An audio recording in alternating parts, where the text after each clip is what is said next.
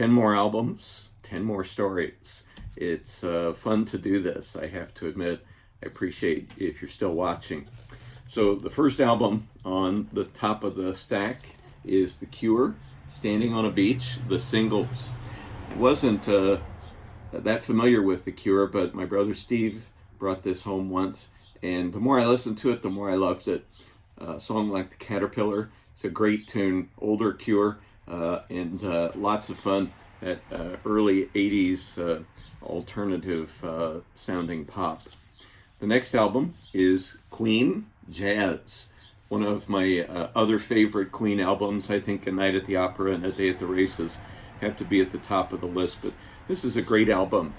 Queen were never afraid to try different things, and they could always count on great musicianship and an incredible voice, and so much of what they did, so many chances that they took really worked.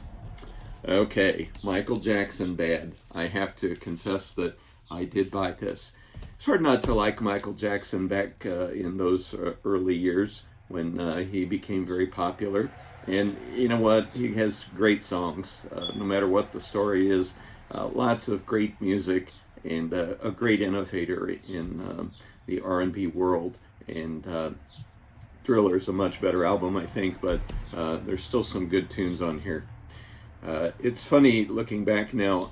I was really into Van Halen when I was a teenager, and I think I bought all their albums or leaned on one of my siblings' collections. My brother Mark also had Van Halen albums, but I really loved their the edge of their music, and Eddie Van Halen's guitar playing, hard to argue with that, especially when you're a teenager. So Van Halen, Fair Warning, Mean Streets is on there. It's a great song, and typical good Van Halen rock.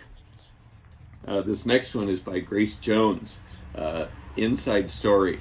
I either had or somebody in my family had night clubbing, and it was a little more avant-garde. This is Grace Jones in a pop mood, but some tunes on here that I really like.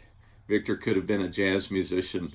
This mournful tune, it's really wonderful, and I'm not perfect, but I'm perfect for you. Great tunes on Grace Jones' Inside Story. I've referenced this before. Devo, New Traditionalists. I love how with every album, Devo pioneered some new twisted kind of look. This one, they have the plastic hair and the matching outfits, and some of my favorite Devo songs are on here. Through Being Cool was one that I had mentioned. Jerking Back and Forth, and just it's Devo kind of branching out into the more the synth sound than the guitar sound of their debut album. But you can't go wrong with them if you like things that are a little bent and odd. This next one is sort of funny to me. Sheila E, The Glamorous Life. I loved that song, The Glamorous Life. Not much else on there that I love necessarily. It's a pretty short album too, but I did enjoy that tune. A lot of those artists connected with Prince had some great music and some skills. Styx, Paradise Theater. I was really into Styx when I was in high school and early in college, and this one even had a laser inscribed side of the album. I don't know if you can see it, but it's got a cool, it shows up. I thought that was super cool, and this was one of their albums where they really attempted a concept album, and there's some tunes on here that are pretty good. Rockin' the Paradise is a great opener. Now this next one's kind of a risk to share, but like I said, unfiltered. So it's Tony Basil, Word of Mouth. And yes, Mickey is on here, and yes, I have to admit I enjoyed that song. But what I love about Tony Basil, probably half the songs on here, she's backed by Devo.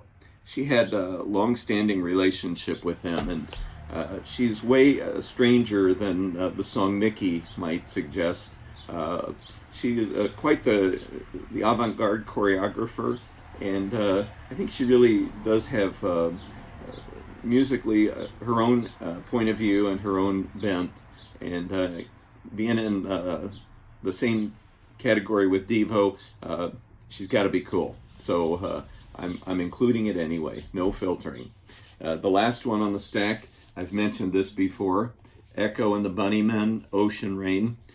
Great dark 80s rock, and the song The Killing Moon, I've mentioned it before, is just a classic song, at least for me. But there are also there are other great songs on here. I'm Thorn of Crowns, just good songs on Echo and the Bunnymen in their catalog. So that's the next 10 albums, plenty more to come.